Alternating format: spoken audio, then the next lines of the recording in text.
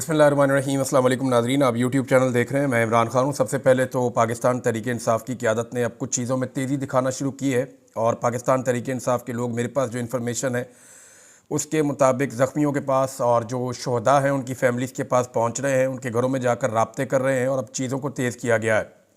शहदा के साथ राब्ते और ज़ख्मियों के साथ राब्ते किए जा रहे हैं और आने वाले दिनों में आपको कुछ वीडियोज़ भी देखने को मिलेगी जिसमें ज़ख्मियों के बयानात भी शामिल हो सकते हैं और शहदा की फ़ैमिलियों के साथ मुलाकातें और उनके साथ बातचीत भी शामिल हो सकती है।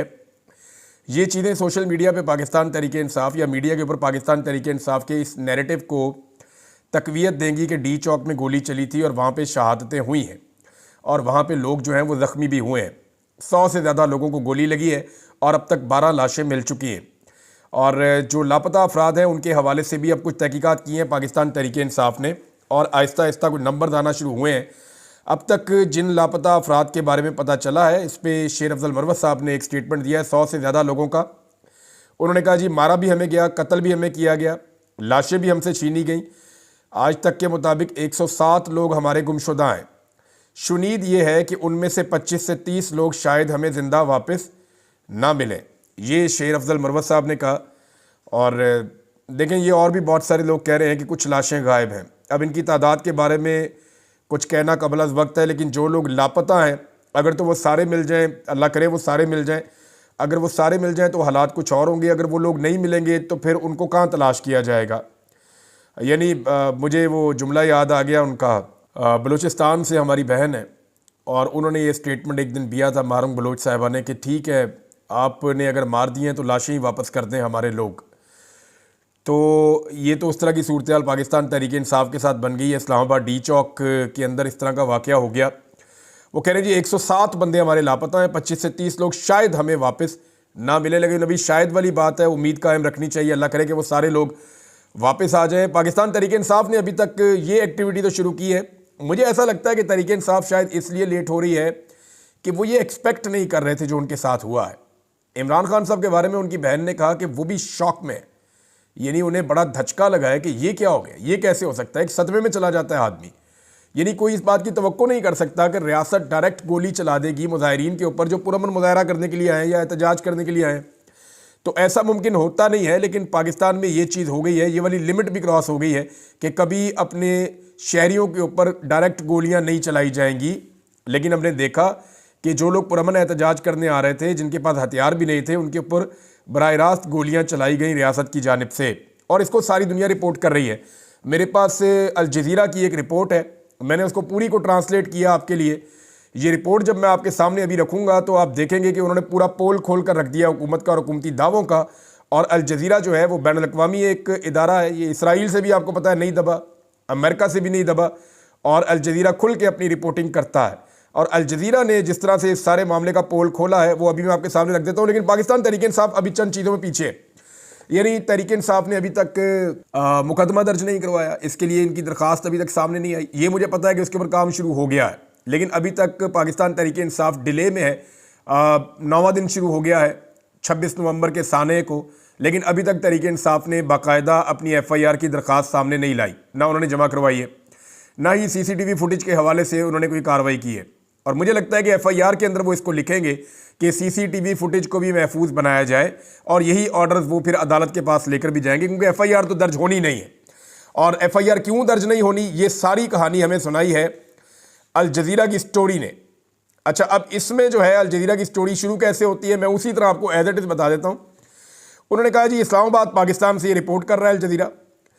अनीस शहजाद, उनके डेथ सर्टिफिकेट में कहा गया है कि उनकी मौत ये कूल्हे के ऊपर बैक साइड से गोली लगने से हुई है। वो 26 नवंबर को दारुल हुकूमत इस्लामाबाद में साबिक वज़ीर-ए-आज़म इमरान खान के हज़ारों हामियों के साथ एहतजाज करते हुए मारे गए थे। सिक्योरिटी फोर्सेस के साथ झड़पों के बाद इमरान खान की पार्टी पाकिस्तान तहरीक इंसाफ़ का ये कहना है कि वो उस दिन पुलिस की फायरिंग में शहीद होने वाले 1 दर्जन शहरियों में से एक थे। यानी तहरीक इंसाफ़ का ये दावा उन्होंने बताया। ताहम हुकूमत के मुताबिक मुजाहिरीन में से कोई भी हलाक नहीं हुआ, हत्ता कि 20 साला शहजाद भी वहाँ पे हलाक नहीं हुआ। ये हुकूमत का दावा है। पाकिस्तान तहरीक इंसाफ़ के अरकान की जानिब से इस्लामाबाद का मुहासरा करने के बाद कानून नाफिज करने वाले इदारों की जानिब से रात गए ऑपरेशन में منتشر ہونے کے ایک ہفتے بعد حکومت اور پاکستان تحریک انصاف سوشل میڈیا کے اوپر جو ہے وہ اسی بات کے اوپر ایک تناؤ کا شکار ہے کہ ہلاکتوں کی تعداد کتنی تھی، پاکستان تحریک انصاف کی جانب سے مختلف دعوے اور پھر حکومت کی جانب سے، جبکہ کچھ پی ٹی آئی رہنماؤں نے ابتدائی طور پہ کہا کہ سینکڑوں حامی ہمارے مارے گئے ہیں۔ پارٹی کے چیئرمین گوہر علی خان نے بعد میں اسٹیٹمنٹ دیا کہ مرنے والے مظاہرین کی تعداد 12 ہے۔ وفاقی وزیر اطلاعات عطا اللہ تارڑ نے منگل کو social media plate form Twitter پہ ایک پیغام میں اس تضاد کا مذاق اڑایا۔ الجزیرہ بھی لکھ رہا ہے کہ انہوں نے مذاق اڑایا کہ یہ لاشیں صرف ٹک ٹاک پہ، فیس بک پہ اور واٹس ایپ پر ملیں گی، وہ قوم کے ساتھ مذاق اور جھوٹ کی سیاست کھیل رہے ہیں۔ تارڑ نے اردو میں اپنے اس پیغام کو لکھا تھا۔ اس سے قبل 28 نومبر کو غیر ملکی میڈیا سے بات چیت کے دوران عطا تارڑ نے کہا تھا کہ احتجاج کے دوران کوئی ہلاکت نہیں ہوئی ہے۔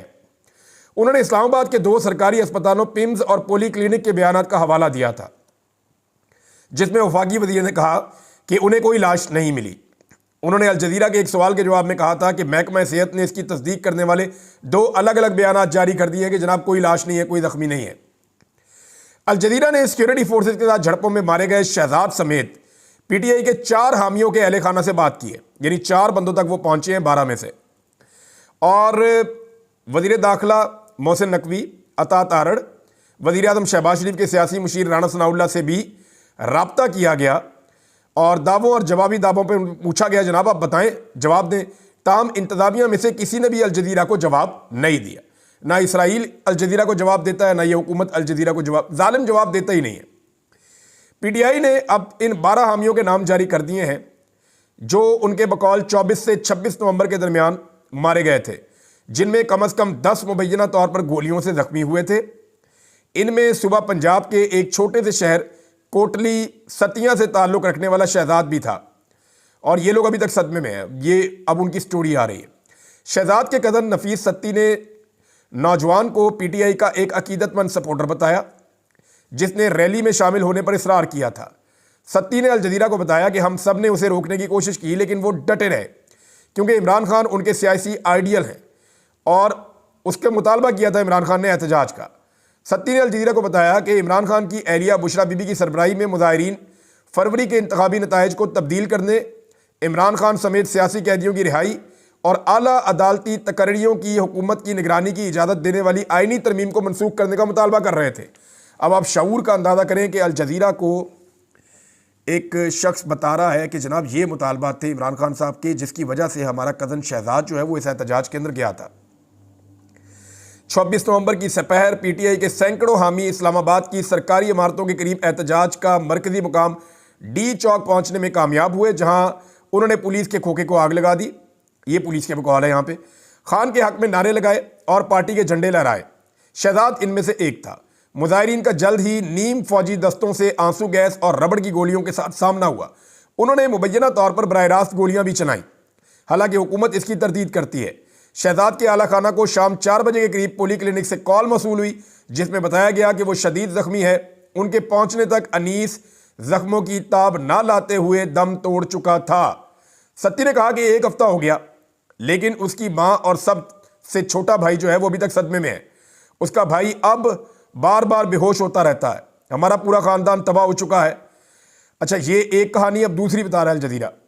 یہ ثانیہ انیس کے خاندان سے بھی باہر ہے، ایک اور خاندان کا۔ پی ٹی آئی کے ایک اور حامی ایبٹ آباد سے تعلق رکھنے والے 24 سالہ مبین اورنگزیب 9 افراد کے خاندان کا واحد کمانے والا تھا اور کئی سالوں سے اسلام آباد میں رہتا تھا۔ ان کے چھوٹے بھائی اسد نے بتایا کہ مبین جو پی ٹی آئی کے ایک سرگرم کارکن ہیں، انہوں نے احتجاج میں شرکت کا منصوبہ بنایا تھا، لیکن خاندان کو اس میں شامل خطرات کی حد تک خاندان کو احساس نہیں تھا کہ اتنا خطرہ ہوگا۔ وہ میری بہن سے فون پر بات کر رہا تھا کہ اچانک کال بند ہو گئی۔ جب اس نے واپس فون کیا تو ایک اجنبی آواز آئی اور بتایا گیا کہ مبین کو گولی لگ گئی ہے اور اسے اسپتال لے جایا جا رہا ہے۔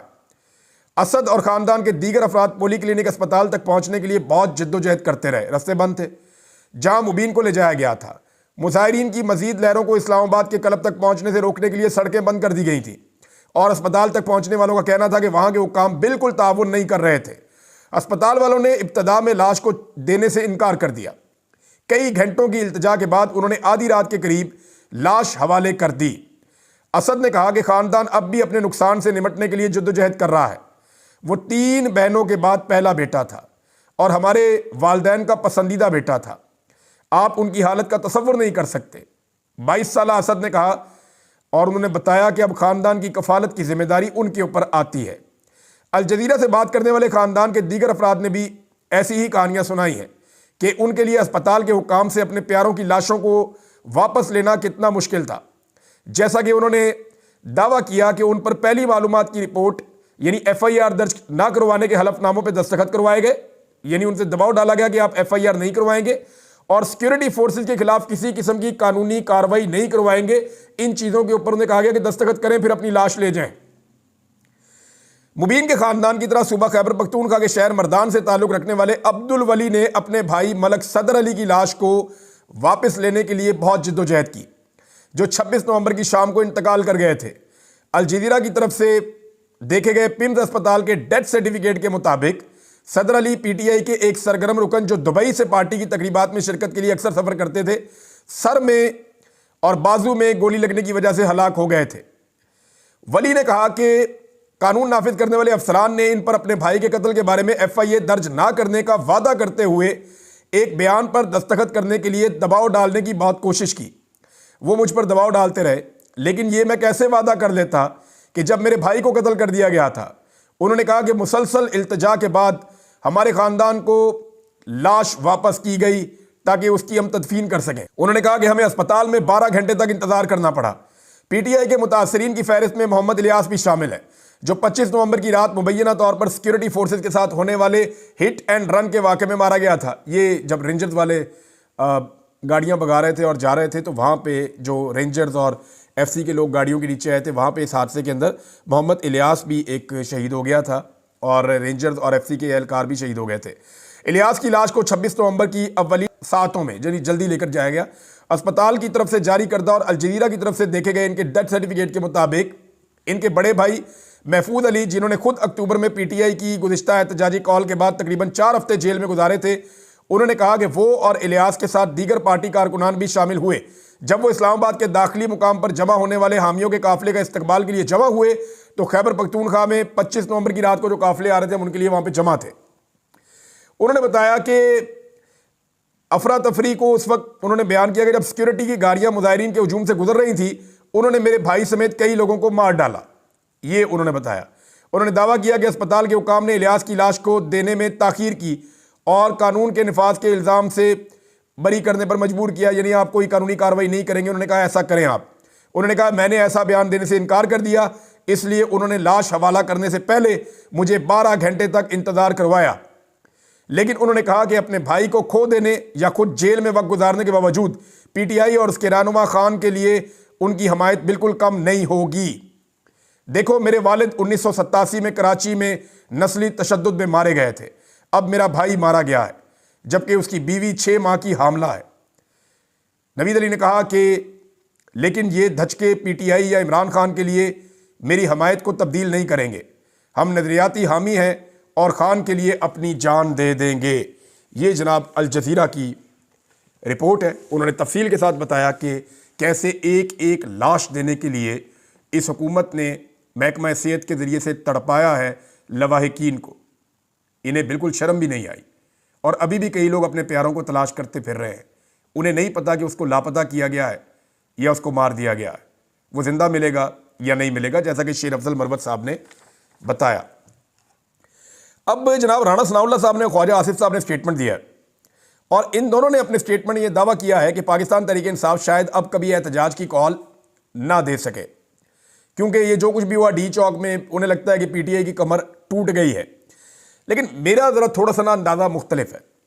دیکھیں پاکستان تحریک انصاف یا عمران خان کو پہچاننے میں ابھی تک اسٹیبلشمنٹ نے بھی غلطی کی ہے اور PDM کی جماعتوں نے یا عمران خان کے سیاسی مخالفین نے بھی غلطی کی ہے. میں نے نوجوت سنگھ سدھو کا انٹرویو کیا تھا آج سے چند سال پہلے جب عمران خان صاحب پرائم منسٹر تھے، تو انہوں نے باتوں باتوں میں ایک بات کہی تھی کہ عمران خان کا مخالف یہ بات جان لے کہ اس سے بچنا بہت مشکل ہے. ان کو آئیڈیا بھی نہیں ہے یہ کس لیول کا آدمی ہے. انہوں نے بہت ڈراتے ہوئے یہ بات کی تھی. تو مجھے لگا شاید دوستی یاری میں کر رہے ہیں، لیکن یہ لوگ اگر عمران خان کو انڈر ایسٹیمیٹ نہ کرتے تو عمران خان سے اتنی مار نہ کھاتے. ہمیشہ پاکستان کی اسٹیبلشمنٹ نے اور پاکستان کی PDM کی جماعتوں نے, عمران خان کے سیاسی مخالفین نے عمران خان کو انڈر ایسٹیمیٹ کرنے کی غلطی کی ہے. وہ ہمیشہ یہ سوچتے ہیں کہ اب عمران خان کی بریک لگ جائے گی. یعنی ان کا اندازہ تھا کہ عمران خان جیل میں جائے گا 2 دن میں ٹوٹ جائے گا. آج 1.5 سال ہونے والا ہے. عمران خان کو جیل میں جانے پہ یہ اتنا سبھی نہیں توڑ پائے. وہ اپنے موقف میں پیچھے ہٹنے کی بجائے 4 قدم آگے ہی آ گیا ہے, اور آج اس کا اثر رسوخ اور ملک کے اندر اس کا طوطی زیادہ بولتا ہے. فواد چودھری نے بڑی زبردست بات کی. سوال یہ کیا گیا تھا کہ عمران خان نے کہا کہ میرے پاس آخری کارڈ ہے, تو وہ کون سا کارڈ ہے؟ تو فواد چودھری نے کہا سارے کارڈ ہی اس وقت عمران خان کے پاس ہیں. پاکستان کی پالیٹکس عمران خان کے گرد گھومتی ہے, وہی پالیٹکس کو گھماتا ہے اور وہی فیصلے کرتا ہے کہ اب کیا ہوگا. تو عمران خان جیل سے ایک آواز دیتا ہے اور پورا ملک بند ہو جاتا ہے. یہ سب جانتے ہیں, اور یہ کیپیسٹی صرف عمران خان کے پاس ہے. میرے خیال میں غلطی کی گنجائش نہیں ہے حکومت کے پاس, اور غلط ایسٹیمیٹ کرنے کی گنجائش نہیں ہے. پاکستان تحریک انصاف کو اگر عمران خان صاحب ابھی کال دے دیں کہ 4 دن کے بعد دوبارہ آنا ہے, تو آپ دیکھیے گا جیسے پہلے لوگ آئے تھے, لوگ پھر نکل کر 4 دن کے بعد دوبارہ اسلام آباد کی طرف چل پڑیں گے, اور یہ ایسے ہی ہوگا. اچھا, ایک اور چیز ہے, مریم نواز صاحبہ نے یونیورسٹی کا ایک کا دورہ کیا. مجھے کچھ لوگوں نے خبریں دی ہیں, تو میں نے کہا وہ میں آپ کے ساتھ شیئر کر لوں. بڑا اس کا چرچا کیا جا رہا ہے کہ یونیورسٹی میں مریم نواز پہنچی, نوجوانوں کے ساتھ خطاب کیا. ان کا یہ خواب ہی رہ جائے گا کہ یہ اوپنلی جا کے نوجوانوں کو ملے اور ان کے ساتھ بات چیت کریں. یہ بند کمروں میں نوجوانوں کے ساتھ مل سکتے ہیں, کنٹرول انوائرمنٹ میں نوجوانوں کے اوپر پولیس کھڑی کر کے, سیکیورٹی کھڑی کر کے یہ نوجوانوں کے ساتھ مل سکتے ہیں, ادروائز یہ نہیں مل سکتے. ایک تو پہلے جو پروگرام ہے وہ آپ دیکھ لیجئے کہ یہ جو پروگرام ہے یہ عمران خان صاحب کا پروگرام تھا, جس کو احساس پروگرام کا اسکالرشپ تھا. ایک احساس اسکالرشپ کا ایک پروگرام تھا جو عمران خان صاحب نے دیا تھا. عمران خان صاحب کا پروگرام یہ تھا کہ جتنے بھی طلبہ جو غریب ہیں, مستحق ہیں اور پڑھتے بھی ٹھیک ہیں, تو ایک کمیٹی بنا کے ان کا فیصلہ کیا جائے اور ان کو دیا جائے اسکالرشپ. لیکن اس حکومت نے آگے تبدیل یہ کر دیا کہ جو زیادہ نمبر لے گا اس کو اسکالرشپ مل جائے گا. یعنی زیادہ نمبر تو وہی لے گا نا جس کے بعد زیادہ سہولتیں ہیں, جو بہتر تعلیم حاصل کر سکتا ہے, جو زیادہ اچھی ٹیوشن بھی لے سکتا ہے, جو زیادہ محنت کر سکتا ہے, جو نوکری نہیں کرتا اپنی پڑھائی کے ساتھ. اب وہ بچہ جو غریب ہے, جو پڑھائی کے ساتھ نوکری بھی کر رہا ہے, کبھی ادھر بھاگ کبھی ادھر بھاگ, جس کے اوپر بہت ذمہ داریاں ہیں, وہ زیادہ نمبر نہیں لے پائے گا. اس لیے عمران خان صاحب نے کرائٹیریا رکھا تھا کہ کمیٹی بنائی تھی کہ آپ دیکھیں گے کہ غریب ہو اور مستحق ہو اور تعلیم حاصل کرنا چاہتا ہو اور مناسب تعلیم بھی لے رہا ہو, تو آپ ان کو دیں گے. آپ اب کئی بچے ہیں جو بہت امیر ہیں, بہت پیسے والے ہیں, ان کے نمبر زیادہ آ جاتے ہیں, تو ان کو آپ اسکالرشپ دیتے ہیں تو ان کو کیا فائدہ اس کا. لیکن انہوں نے کرائٹیریا تبدیل کر کے یہ والا کر دیا, عمران خان والا تبدیل کر دیا. دوسرا, انہوں نے اس کے پیسے کچھ بڑھا دیے لیکن طلبہ کی تعداد کم کر دی. پیسے اوورآل اتنا ہی ہے, لیکن انہوں نے مثال کے طور پہ عمران خان اگر 3000 بچوں کو پیسے دے رہے تھے تو انہوں نے 2000 بچوں کو پیسے دیے, لیکن پیسے تھوڑے بڑھا دیے. تو اس طرح انہوں نے تھوڑا بہت رد و بدل کر کے اس کو اپنا نام دے دیا کہ مریم نواز کا کوئی اسکالرشپ کا پروگرام آ گیا. اب یہ جو پنجاب یونیورسٹی ہے جہاں پہ یہ گئے ہیلے کالج والی سائٹ پہ, ابو بکر صاحب ہیں, ہمارے سینئر جرنلسٹ ہیں اور بڑی زبردست وہ جرنلزم کرتے ہیں. میں نے تقریباً ان کا کوئی 20 سال کا تجربہ ہے. میری ان سے بات ہو رہی تھی تو انہوں نے مجھے بتایا کہ وہ پنجاب یونیورسٹی میں ان کا بہت آنا جانا اور بہت تعلقات ہیں. تو انہوں نے بتایا جی کہ 30,000 کے قریب اس کیمپس کے اندر طالب علم ہیں. تمام طالب علموں کو چھٹی دے دی گئی تھی اور آن لائن کلاسز کا اجرا کر دیا گیا تھا. یعنی طلبہ نہیں آئیں گے جس دن مریم نواز آئے گی یونیورسٹی میں. وجہ یہ ہے کہ پھر طلبہ جو ہے وہ نعرے لگائیں گے, طلبہ جو ہے وہ سچ بولیں گے, طلبہ جو ہے وہ آئینہ دکھائیں گے. یہ برداشت نہیں ہوگا مریم نواز سے, تنقید تو برداشت ہوتی نہیں ان سے. تو لہٰذا ڈرے ہوئے اتنے ہیں کہ سارے طلبہ کو دے دی چھٹی, اور جن طلبہ کو دینے تھے اسکالرشپ صرف ان کو بلا لیا. اب وہ طلبہ بنتے ہیں کوئی 10-15% بنتے ہیں, 10% میرے خیال میں بنتے ہیں پوری یونیورسٹی کا. یعنی 90% طلبہ کو چھٹی دے کے گھر بھجوا دیا.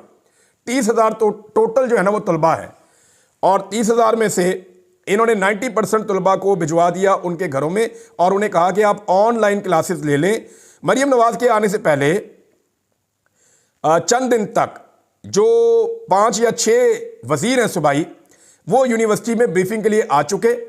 پولیس کی ساری سیکیورٹی پنجاب یونیورسٹی میں موجود تھی, اور طلبہ کو تقریباً قابو کر کے تو یہ ایک پروگرام کیا گیا, آپ اندازہ کریں. اور وہاں پہ کیا کہا جا رہا ہے کہ طلبہ سیاست میں نہ جائیں, ڈی چوک میں نہ جائیں, احتجاجی سیاست سے اپنے آپ کو دور رکھیں, اور ساری سیاسی تقریر کر دی وہاں پہ. ایک تو طلبہ کو کہا سیاست میں نہ جائیں, اور وہاں پہ کھڑے ہو کے ساری سیاسی تقریر کر دی. یہ طلبہ تھے جنہیں قائد اعظم محمد علی جناح سیاست میں لے کر آئے تھے. قائد اعظم نے ان کو اہم ذمہ داریاں دی تھیں. یہ طلبہ تھے جو پاکستان بنانے کے لیے قائد اعظم کا ہر اول دستہ تھے. یہ تمام کتابوں کے اندر لکھا ہوا ہے, ریکارڈ کا حصہ ہے. آپ ان طلبہ کو سیاست سے دور نہیں کر سکتے, اور ان سے اب سیاسی شعور چھین نہیں سکتے. मरीम नवाज़ के बारे में वहाँ रिपोर्ट हुआ, जब मरीम नवाज़ आई तो उससे पहले बहुत ज़्यादा ब्रीफिंग दी गई तलबा को कि आपने खड़े होकर इस्तकबाल करना है और आपने मरीम नवाज़ का ये करना है और वो करना है। तो वहाँ जो बच्चों ने रिपोर्ट किया अबू बकर साहब के मुताबिक, उन्होंने कहा जी बहुत थोड़े से लोग खड़े हुए, चंद बच्चे बच्चियाँ खड़े हुए, बाकी सारे वहाँ बैठे रहे। उन्होंने मरीम नवाज़ साहिबा का इस्तकबाल भी ठीक तरीके से नहीं किया, लेकिन ये अपनी तकरीर करके वहाँ से निकल ली। अब एक जो नमाजी जो नमाज़ पढ़ रहा था कंटेनर के ऊपर, उसके हवाले से एक प्रोपेगेंडा किया गया और हुकूमती अकाउंट्स ने इसको बराबर इसके ऊपर प्रोपेगेंडा किया और झूठ बोला और पश्तूनों के खिलाफ नफरत फैलाई। उन्होंने कहा ये रहीम अफ़गानी नाम का कोई पश्तून था और ये टिकटॉक बना रहा था, लेकिन अब असली आदमी ताहिर अब्बास तारड़ जो है वो सामने आया वज़ीर आला खैबर पख्तूनख्वा के पास। वहाँ उसकी मुलाकात हुई बाकी लोगों के साथ भी, चेयरमैन पाकिस्तान तहरीक इंसाफ बैरिस्टर गौर के साथ भी मुलाकात हुई। तो ताहिर अब्बास तारड़ ने बताया जी मैं तो नमाज़ पढ़ रहा था, अचानक से अटैक हो गया और मुझे दुआ करने के दरमियान उन्होंने उठा के नीचे फेंक दिया। मैं गिरा, लोग समझे मैं मर गया हूँ, लेकिन अल्लाह ताला ने मेरी जान बचाई है। ये देखे मैं ज़ख्मी, और वो काफ़ी ज़ख्मी था। उसने कहा इमरान खान दोबारा बुलाएगा मैं फिर जाऊँगा। तो अब ये जो फेक न्यूज़ चल रही है इसके ऊपर कोई कार्रवाई होती क्यों नहीं है? अभी एक नया कानून भी बना रहे हैं ना कि फेक न्यूज़ पे कोई 10 साल अंदर कर देंगे, वो पता नहीं 10 लाख जुर्माना कर देंगे, 5 साल अंदर कर देंगे। और भाई ये हुकूमत ही फेक है, ये वजीर भी फेक है, ये मैंडेट ही जाली है, ये वजीर आजम भी जाली है, ये वजीर आला भी जाली है, ये जितने वजीर हैं ये भी जाली है, सदर का इलेक्शन भी जाली हुआ है, क्योंकि मैंडेट ही जाली है। अवाम ने मैंडेट किसी और को दिया, लाके किसी और को बैठा दिया।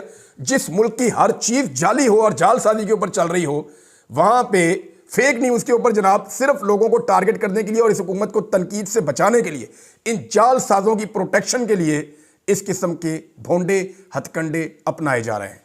लेकिन ये सारी चीज़ें इनके सामने आएंगी, आप देखिएगा। अब तक के लिए इतना ही। अपना ख्याल रखिएगा, अपने इस चैनल का भी। अल्लाह हाफ़िज़।